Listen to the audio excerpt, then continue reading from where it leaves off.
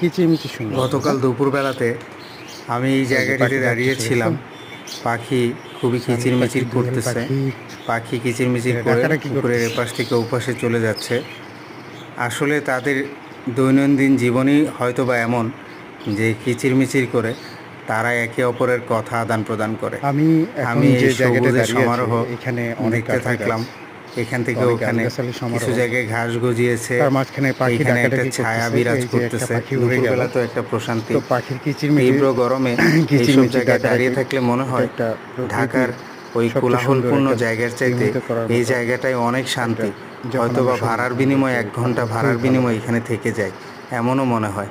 But প্রকৃতি এবং গ্রাম এই জিনিসগুলো আমাদেরকে বিনামূল্যে এবং ফ্রিতে দিয়ে দিয়েছে।